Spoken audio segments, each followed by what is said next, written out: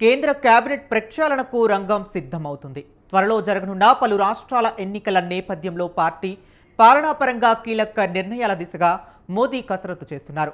Parliament సమావేశాలు ముగిసిన తరువాత మంత్రివర్గ ప్రక్షాళన ఖాయంగా కనిపిస్తుంది. అదేవిధంగా బీజేపీ జాతీయ అధ్యక్షుడు ఉపరాష్ట్రపతి ఎన్నిక పూర్తి చేసేలా యంత్రాంగం సాగుతుంది.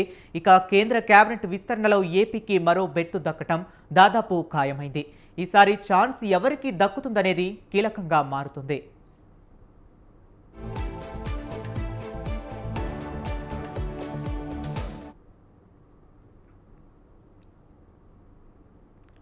కేంద్ర మంత్రివర్గ విస్తరణ దిశగా బీజేపీ అగ్రనాయకత్వం మిత్రపక్షాలతో చర్చిస్తుందని ప్రచారం. ఇందులో భాగంగా ఏపీలో మిత్రపక్షాలుగా ఉన్న టీడీపీ, జనసేన నుండి ఇంకా ప్రతిపాదనలు స్వీకరిస్తుంది.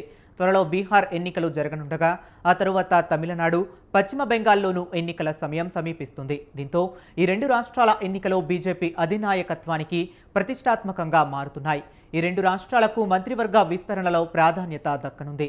తమిళనాడు మాజీ బీజేపీ చీఫ్ అన్నామలైకు కేంద్ర మంత్రి పదవి దాదాపు ఖాయమైందన్న టాక్ వినపడుతుంది. ప్రస్తుతం మోదీ కేబినెట్లో ఏపీ నుండి 3 మంత్రి పదవులు ఉన్నాయి. ఏపీ బీజేపీ నుండి ఒకరు, టీడీపీ నుండి 2 కేంద్ర మంత్రులుగా ఉన్నారు. జనసేనకు అప్పట్లో అవకాశం ఇచ్చినా పవన్ ఆసక్తి చూపలేదన్న టాక్ ఉంది. దీంతో టీడీపీకి ఒక కేంద్ర మంత్రి, మరొకటి సహాయ మంత్రి పదవి దక్కాయి.